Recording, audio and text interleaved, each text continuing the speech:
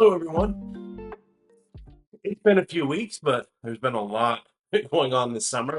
And as I told you at the beginning of the summer, summer's kind of hit and miss on these videos because it's busy real estate season, it's busy family season. So it just is what it is. So today's video is one of those ones where I take a little bit different topic, and that is what is going on with this whole NAR settlement and what does it mean for you, both if you're selling a home and if you're buying a home. And so that's what the question I'm going to answer. But first, just want to give you a quick, brief outline of what's happened in the last few weeks. Don't worry, no graphics. Just gonna tell you it right outright. So this week, in the data, I have seen the inventory levels, the number of active listings surpass the 52-week average. So we're definitely seeing more inventory on the market.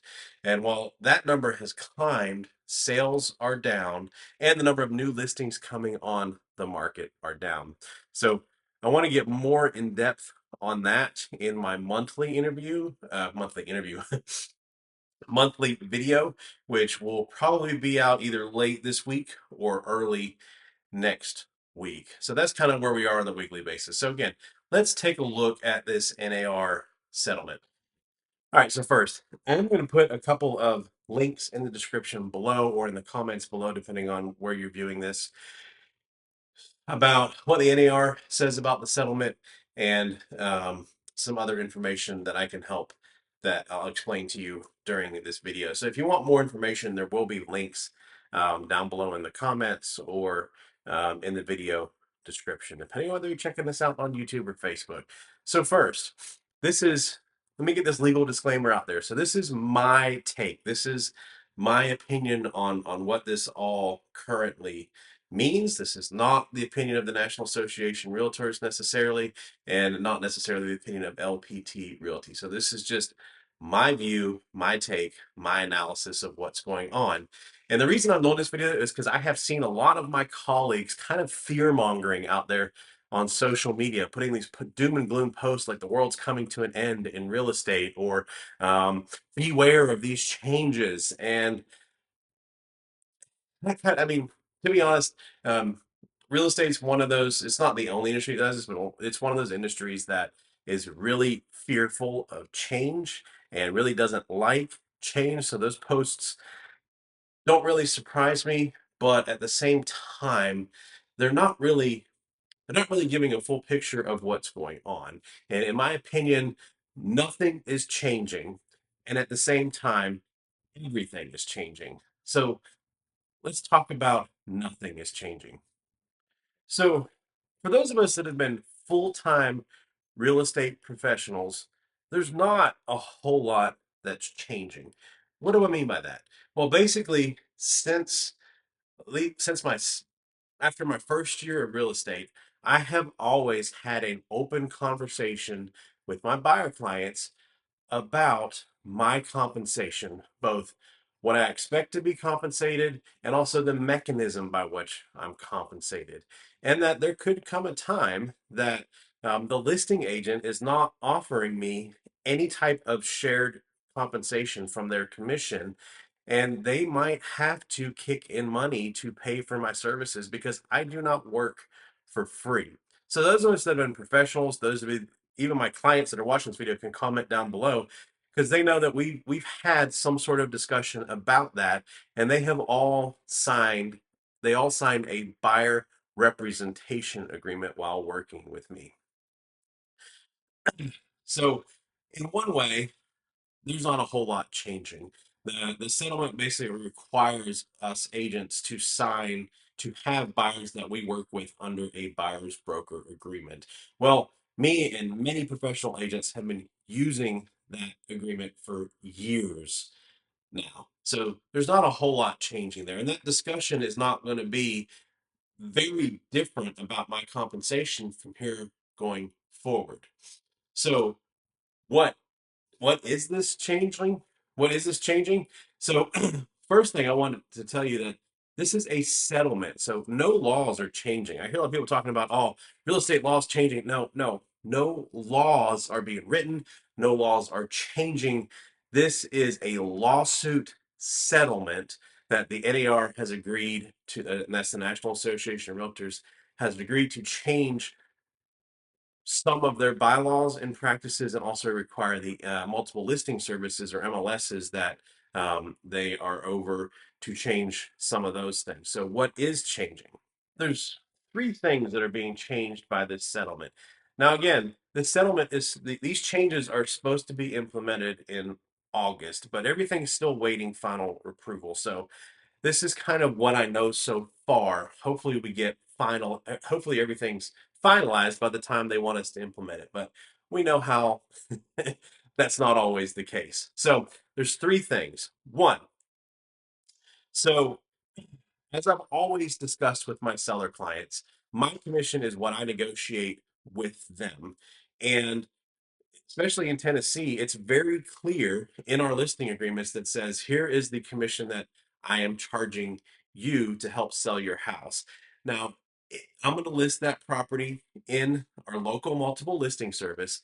And if I'm going to be willing to share a portion of that commission with a buyer's agent that's part of the MLS, that they will bring their buyers to see your property, and that we'll get that'll help it get exposed to the most buyers possible.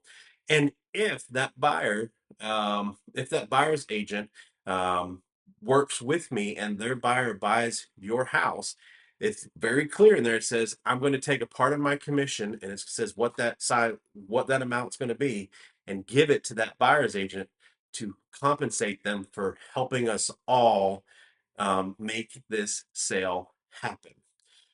Well, that's gone. So the first thing is buyers will now have to negotiate with a seller to get their agent paid. It's no longer negotiated up front. Basically, now my commission on selling a property will be between me and the seller. The buyer's agent compensation will be between them and their client, the buyer. And if the buyer does not want to have to pay their agent out of their own funds, they'll have to submit that with an offer, with a request that the seller help them pay for their buyer's agent's services, much like they do when they need closing cost assistance or other things that they request sellers to help them pay. This will now be a part of their offer, and it will be a request just like asking for closing cost help. So that's one thing. So basically, if you want to look at it this way, it's moving a cost from one side of the column to another side of the column on a settlement statement. So again, that's kind of not much has changed, but everything has changed. Along with that, in the MLS, I was able to put in there what I'm willing to pay a buyer's agent to work with me and help me sell my client's home. That field is gone. That field will not be available to me anymore. And I'm not able to publicize in any way um, whether a seller is willing to pay buyer's agent compensation. So basically, we're not allowed to market the fact that, hey, I've got a listing and my sellers want the most exposure possible, so they're willing to pay buyer's agent commissions. Can't do that. So that the field goes away, and we can't put that type of information anywhere in the listing.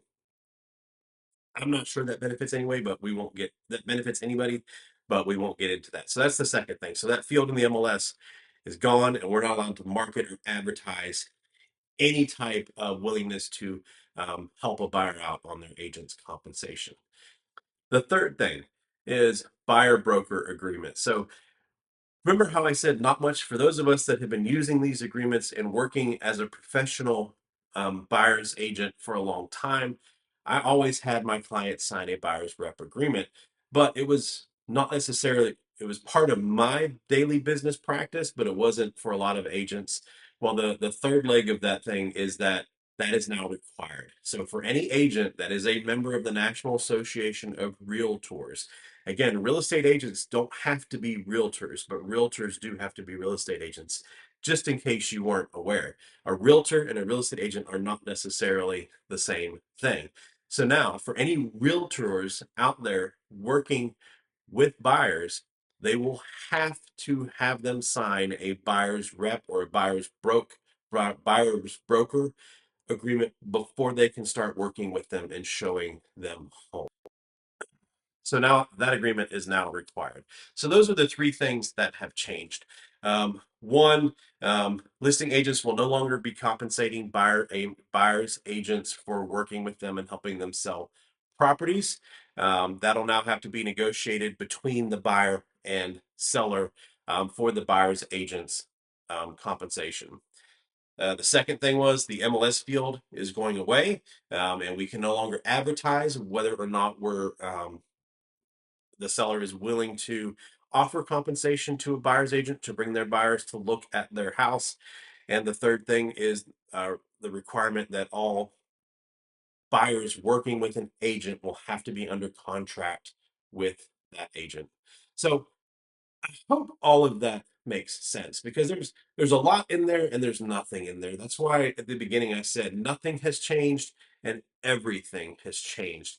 But a lot of it's just shuffling things from one side of a column to another, requiring agents that haven't followed best practices to now follow best practices, and basically putting the onus on the buyer for getting their buyer compensated, whether that's out of their pocket or helping or trying to negotiate for the sellers in a transaction to help compensate their agents. Now, how does that benefit the consumer? Honestly, I don't think it does, but because I still think it's always going to be in the best interest of my seller clients to market their property to the biggest pool of buyers that there are.